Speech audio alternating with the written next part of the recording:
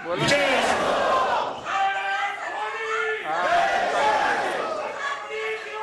स्टेजच्या समोर आहे, सगळे आपले समोर स्टेज, शिवाजी महाराजांपासून ते बाबासाहेबांपर्यंत शाहू महाराजांपर्यंत सगळी आपली परंपरा आहे, सगळी आपली परंपरा आहे, संतांची परंपरा सगळी आपली परंपरा आहे, जी आज खेचून घेण्याचा प्रयत्न चाललेला आहे.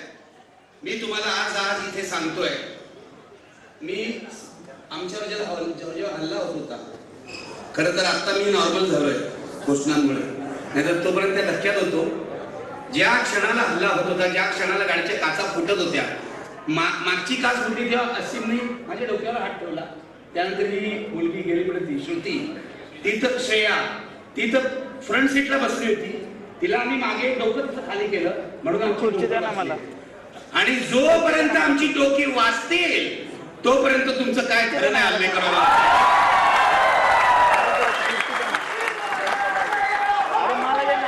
मी तुम्हाला सांगतो, आजच्या हल्ल्याच्या क्षणी म्हणजे हे खरं तर महात्मा फुलेंचं शहर आहे, सावित्रीबाईंचं शहर आहे, पण या शहराचा गेल्या 100 वर्षांपासून असा हल्लेखोरांचा इतिहास, कलंक तर लावलाच आहे. तुम्हाला सांगतो 1942 साली या शहरामध्ये आचार्य अत्र्यांची सभा उधळण्याचा प्रयत्न संघाने केला होता, हे लक्षात घ्या. आणि आपला ज्याला रामाची भक्ती करतात म्हणतात, त्यांचा नथुराम कुठल्या शहरातला आहे? तो या शहरातला आहे. माझं म्हणणं इतकंच आहे, या हल्लेखोरांना आचार्य अत्रे असं म्हणाले होते, आम्हाला मारणारे मेले, आम्ही जिवंत आहोत. मी एवढंच म्हणलो, त्याच्यात थोडा फरक करू, कारण मी अहिंसावादी माणूस आहे. आम्हाला मारणारे जिवंत राहोत आणि आम्ही जिवंत राहोत. बघ ना, ऐक ना, ते मेले असं मी म्हणणार नाही, ते मरो मी इच्छा करणार नाही, तेही जिवंत राहोत. आणि मी आज तुम्हाला सांगतो, या सर्व हल्लेखोरांना डॉक्टर बाबासाहेब आंबेडकरांचं नाव देऊन मी इथे सांगतो, मी माफ केलंय. हा माझा वारसा आहे. तुम्ही मला मारायला आलात, महात्मा फुलेंना मारायला आले होते रामोशी, तुम्हाला माहिती आहे. त्यांनी त्यांचं मनपरिवर्तन केलं आणि ते शेवट त्यांचं काम करायला लागले. मला जरी संधी मिळाली ना, तर या भाजपवाल्यांचं पण परिवर्तन करून टाकेल. तो माझा मार्ग आहे. असं काय करता, हा 7वा 8वा हल्ला आहे. म्हणजे माझ्या मनात ही, तुम्ही अंधश्रद्धा म्हणा, श्रद्धा म्हणा, काय म्हणा, 1979 साली माझ्यावर पहिला हल्ला झाला, नितीनला माहिती आहे. तेव्हाही माझ्या गाडीची मागचीच काच फोडली होती. मागच्या चाकीचं काय, मागच्या काचेचं काय आकर्षण आहे मला कळत नाही. मागून हल्ला, मागून उपस्थित बेकड लोकांचा हल्ला. 7 हल्ले झाले, 7 हल्ले. 6 हल्ल्यातून मी वाचलो. आज 7व्या हल्ल्यातून सुद्धा असे वाचलो. मी जेव्हा हल्ला होत होता तेव्हा या दोघांना काय सांगत होतो विचारा. समोरून माणसं गाडीवर उड्या मारतायत, लाठ्यानी मारतायत, काठ्या मारतायत, पोलीस मध्ये पडतायत, पोलिसांना ऐकत नाहीये. कुठच्याही क्षणी आम्ही आज मरू शकत होतो. मी तुम्हाला सांगतो, मरण डोळ्यासमोर होतं अगदी. त्या वैभवमुळे आपण वाचलेलो आहे. वैभव तो ड्रायव्हर जो आहे ना, त्यांनी जी गाडी मारली. प्रशांत दादा इथे बसलेले आहेत, त्यांचा एक मोठा गट तिथे उभा होता सिग्नल जवळ. त्यांनी भाजपवाल्यांना थेट अंगावर घेतलं. त्यांची आणि भाजपवाल्यांचा संघर्ष झाला. मी तुमचा ऋणी आहे, तुमचा सर्वांचा ऋणी आहे. याचं कारण तुम्ही मला आज जिवंत ठेवलंय. आणि जोपर्यंत निखिल वागळे आणि आमचे सगळे साथी जिवंत आहेत, तोपर्यंत फॅसिझमच्या लढाईत आम्ही आघाडीवरच राहणार. मारू शकता तुम्ही आम्हाला. दाभोळकरांना मारलं, पानसरेंना मारलं, कलबुर्गीला मारलं, आमच्या गौरी लंकेशला मारलं. तुम्ही कधीही आम्हाला मारू शकता, कारण आम्ही निहत्ते लोक आहोत. आमच्या हातात काही नाही. आमचं हत्यार हे प्रेम आहे, लक्षात ठेवा. तुम्ही कधी आमचा जीव घेऊ शकता, पण माझ्या मनात एक विश्वास आहे. त्याचं लॉजिक मला कृपया विचारू नका, नाही तर त्यावरही वाद करा. माझ्या मनात एक विश्वास आहे पहिल्यापासून, 7 हल्ले सहन केल्यावर, की जो सत्याच्या मार्गावर चालतो त्याला एकतर फुले आंबेडकर किंवा महात्मा गांधी कोणीतरी वाचवत असले. मी यांना सांगत होतो, आपण म्हणणार नाही. हा माझा विश्वास आहे. नितीन, तू मला अंधश्रद्धा म्हण, काही म्हण, पण ही माझी श्रद्धा आहे.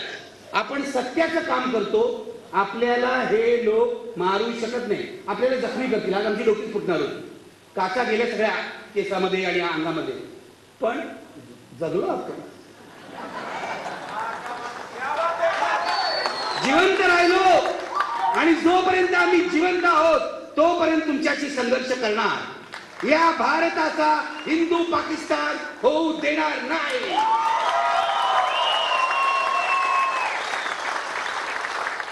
लक्षात घ्या मित्र, साधी लढाई नाहीये, मी सांगायला इथे उभा आहे.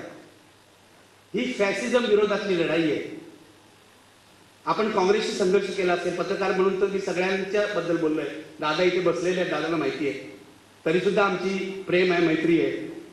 हे लोक काँग्रेसवाल्यांना किती टीका केली तरी ते कधी खून करत नव्हते हो आमचा. राष्ट्रवादी सुद्धा पवार साहेबांनी किती टीका केली आहे, हा पवार साहेबांनी एवढी टीका केली आहे, पण पवार साहेबांसारखा सुसंस्कृत नेता उभ्या महाराष्ट्रात नाही. उभ्या महाराष्ट्रात त्यांची संस्कृती आणि यांची संस्कृती बघा. आज त्यांनी धमकी दिली आहे, निखिल वागळेला जिवंतपणी मुंबईत जाऊ देणार नाही, मारून टाका, तुमचा प्रश्न सुटेल. प्रश्न सुटेल तुमचा कायमचा, मारून टाका. मला पण आता कंटाळा आला. 66 वर्ष चालू आहे. कधीपासून मारताय तुम्ही मला? 79 साल पासून. तरी तो कोणतरी मला, आमच्या फुले आमचे आंबेडकर जिवंत ठेवतातच आहे, पण मारून टाका यार एकदाच. आणि एक निखिल वागळे मेला तर हजारो निखिल वागळे तयार होतील. हजारो निखिल वागळे तयार होतील आणि या फॅसिझमचा मुकाबला करतील. हा हिटलरचा फॅसिझम आहे, लक्षात घ्या. ही साधी सुधी लढाई नाही, ही निवडणुकीची लढाई नाही. आम्ही कोणत्याच पक्षात नाही, पण पहिल्यांदा आयुष्यामध्ये गावागावात जाऊन आम्ही हे सांगतो की महाविकास आघाडीला विजयी करा. उद्या महाविकास आघाडी चुकली, त्यांना जोडे मारू. आपलं कामच आहे ना, आपलं कामच आहे. पण हे भयंकर लोक आहेत, हे माफिया आहेत, हे गँगस्टर आहेत, हे फॅसिस्ट आहेत आणि यांचे 2 नेते आहेत. आज मला पोलिसांनी सांगितलंय, पोलिसांनी दिलं पत्र की तुम्ही आक्षेपार्ह बोलू नका. मी त्या इन्स्पेक्टरला विचारलं, आक्षेपार्ह या शब्दाची व्याख्या सांगा. कारण मी असं म्हणतो नमस्कार, तर तुम्ही म्हणणार आक्षेपार्ह आहे. व्याख्या तर सांगा तुम्ही. आता त्या सिनियर इन्स्पेक्टरला मी सांगतो, 4 तास आम्हाला डिटेन केलं, लक्षात घ्या, फसवून 4 तास डिटेन केलं असीमच्या घरी. माझं कसं होतं, मी स्वतःला शांत ठेवायचा प्रयत्नच करतो, पण मधून मधून उसळी मारते अशी. मग 2 वेळा मी त्यांच्यावर तुटून पडलो की तुम्ही आम्हाला सोडत का नाही ते. शेवटी आमच्या लक्षात आलं 40 स्पेशल बँकचे पोलीस होते, 40. मी म्हटलं चला आता बसा, आपण निघायचं. 40 पोलिसांनी आमची गल्ली अडवली, 40 पोलिसांनी. आणि एसीपी होते, वरिष्ठ सगळे होते आणि आम्हाला दुपारपासून फसवत होते की तुम्ही तिथे गेलात तर भाजपवाले तुमच्यावर हल्ला करतील. मग मी त्यांना सांगितलं ठीक आहे, तुम्ही येणार नाही ना आमच्या बरोबर. आम्ही चाललो, म्हणून मी चालायला लागलो. हे आम्ही माझ्या बरोबर आले आणि मग पोलिसांच्या गाड्या मार्गून आल्या. हल्ला होणार आहे त्यांना माहिती होतं, पुणे पोलिसांना हल्ला होणार आहे माहिती होतं, कारण त्यांनी आम्हाला आधीच सांगितलं होतं की हल्ला होण्याची शक्यता आहे. पण पोलिसांनी सिनेमातल्या पोलिसांप्रमाणेच भूमिका बजावली. 2-4 जण पडले, मी बघितलं. अख्खं महाराष्ट्रातलं पोलीस दल हे बीजेपीने विकत घेतलेलं. अख्खं पोलीस दल जे रश्मी शुक्लाला महासंचालक करतात, त्या पोलीस दलाला काही नैतिकता राहत नाही. मी हे छोटे छोटे पोलीस आहेत ना, आपले सिनियर इन्स्पेक्टर, एसीपी, त्यांच्यावर माझं राहत नाही. बिचारे आपलेच असतात, बहुजन समाजातले असतात. वरतून दबाव येतो. मी म्हटलं हो, आता फक्त 6-7 महिने राहिले. जेव्हा महाविकास आघाडी सत्तेत येईल तेव्हा तुम्ही पुन्हा टोपी बदलणार. 4 तास आम्हाला नजर कधी ठेवलं होतं, तर जरा पोलिसांची गंमतही केली ना. मग मला सिनियर इन्स्पेक्टर म्हणाले की तुम्ही आज प्रक्षोभक बोलायचं नाही. म्हटलं 66 वर्षाच्या आयुष्यामध्ये माझ्यावर प्रक्षोभक बोलण्याबद्दल एकही केस झालेली नाही. एकेकाळी 55 खटले होते माझ्यावर, 55. त्याच्यातले बहुसंख्य डिफेमेशनचे होते किंवा कंटेम्प्ट ऑफ कोर्टचे होते. पण प्रक्षोभक बोलला, दंगल भडकवली असे खटले झाले नाही. आज पुण्यामध्ये जो माझ्यावर गुन्हा दाखल झालेला आहे तो सुनील देवधर याच्या तक्रारीवरून, ती मी त्या दिवशी सांगितलं ही कशी गाढवासारखी तक्रार आहे, पण पुणे पोलिसांनी त्याच्यातलं अॅट्रॉसिटीचं कलम काढून टाकलं. कारण ब्राह्मण माणूस माझ्यावर अॅट्रॉसिटीचं कलम लावतोय, आदिवासी राष्ट्रपतीचं नाव घेऊन. कमाल आहे, कमाल, बुद्धीची कमाल. आज त्यांना थोडी लाज वाटली असावी म्हणून त्यांनी ते कलम काढून टाकलं आणि आज FIR आम्हाला दिला. आता सोमवारी, आता बघा मी बहुतेक पुणेकरच होणार याचं, कारण मला जायचंय परत घरी.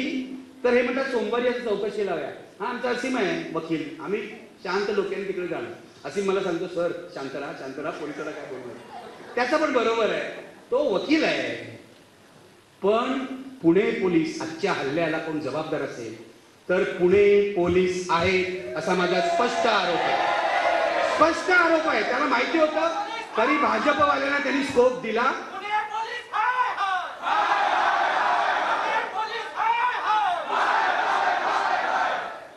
आता हळूहळू महाराष्ट्र पोलीस आहे असं म्हणायची वेळ येईल.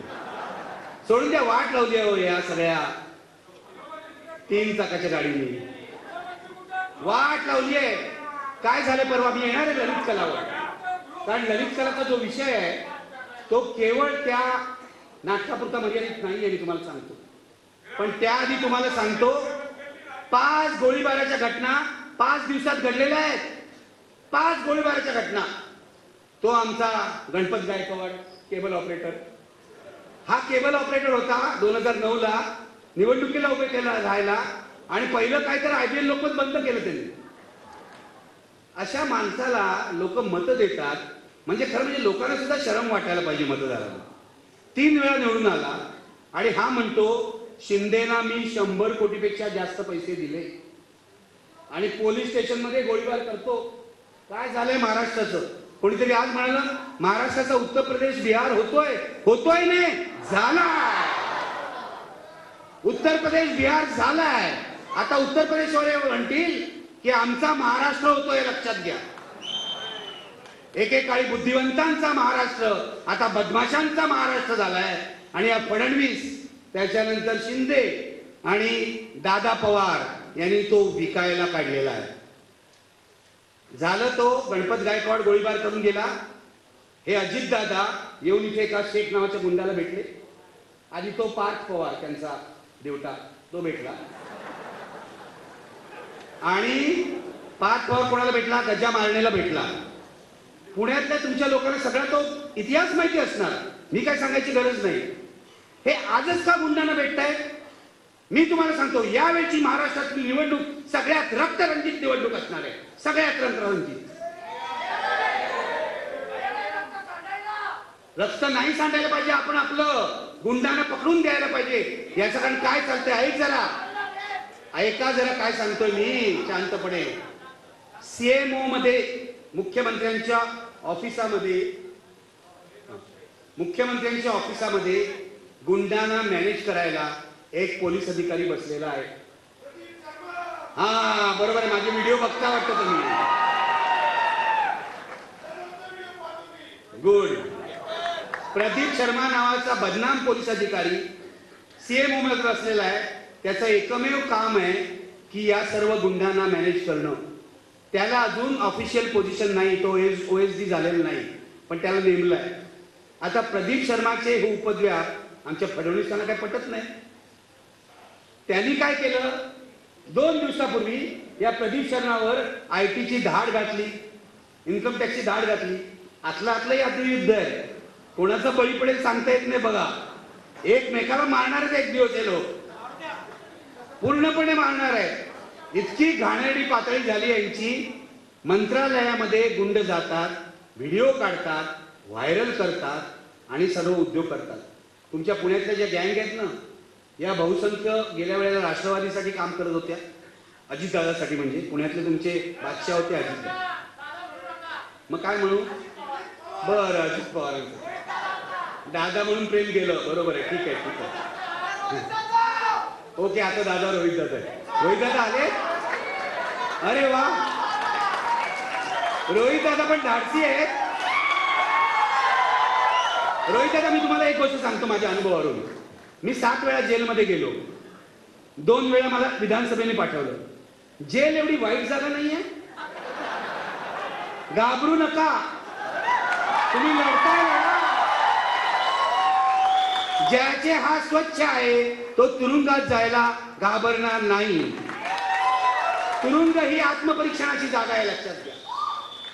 एकांतामध्ये आपला चेहरा आपल्याला दिसतो, एकांतामध्ये. त्यामुळे याच्यात जाणं, तुरुंगात जाणं, घालतील कोणाकोणा तुरुंगात, कदाचित आणखीन काही लोकांना घालतील तुरुंगात. घाबरतात लोक तुरुंगात जायला. मी बरोबर सिन्नरच्या सभेतही सांगितलं की तुम्ही का घाबरता एवढे तुरुंगात जायला, सर्वांनी एकदा जाऊन यायला पाहिजे. याचं कारण गांधीजी म्हणायचे की तुरुंग ही शाळा आहे, हे लक्षात घ्या. तिथे माणसं कळतात. गुन्हेगार मुळातून कसा गुन्हेगार नसतो हे कळतं. मला 2 वेळा यांनी तुरुंगात पाठवलं. मी ऋणी आहे यांचा. पहिल्यांदा शरद पवारांच्या सरकारने, कारण माझ्या सोबत अंडा सेलमध्ये कोण होते माहितीये? बॉम्ब फेटातले सगळे आरोपी, संजय दत्त आणि सगळेच. आणि दुसऱ्या वेळेला माझ्या सोबत होते केतन पारेख प्रकरणातले आरोपी. आणि ते रात्रिया राजवंशी खुनी, देवानंदचे 2 भाचे माझ्या बाजूच्याच कोठडीत होते. इतकी गंमत येते त्या तुरुंगामध्ये, अनुभव तुम्हाला सांगतो. त्यामुळे आमचे डॉक्टर लोहिया म्हणायचे त्याप्रमाणे त्रिसूत्री पाहिजे राजकारणामध्ये. त्रिसूत्री, तुरुंग, फावडा आणि मतपेटी, ही त्रिसूत्री पाहिजे, लक्षात घ्या. सगळ्या राजकीय पक्षांनी लक्षात ठेवलं पाहिजे. आपल्याला तुरुंगात जायची तयारी पाहिजे, व्यवस्थेशी संघर्ष करून. फावडं म्हणजे विधायक काम, आणि मतपेटी, मतपेटीच परिवर्तन घडवू शकेल, जे यावेळेला लोकसभेला सुद्धा महाराष्ट्रात घडणार आहे. माझ्याकडून लिहून घ्या तुम्ही. ईव्हीएम हटा वगैरे ठीक आहे, ते नाही हटलं तरी महाराष्ट्रात लोकसभा आणि विधानसभेला मोदींना मोठा फटका बसणार आहे, लक्षात घ्या. बसणार. आम्ही गावागावात जातोय, विचारा. लोकसभेला सुद्धा त्यांना माझ्या मते 200 पेक्षा कमी जागा मिळतील.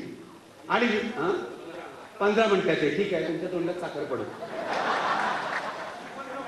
आणि विधानसभेला माझं फक्त या लोकांना महाविकास आघाडीचं एवढंच म्हणणं आहे, आम्ही एवढे फॅसिस्टांशी लढतोय या भाजपशी, मरायला तयार आहोत. तुम्ही एकत्र राहा बाबांनो, एकत्र राहा.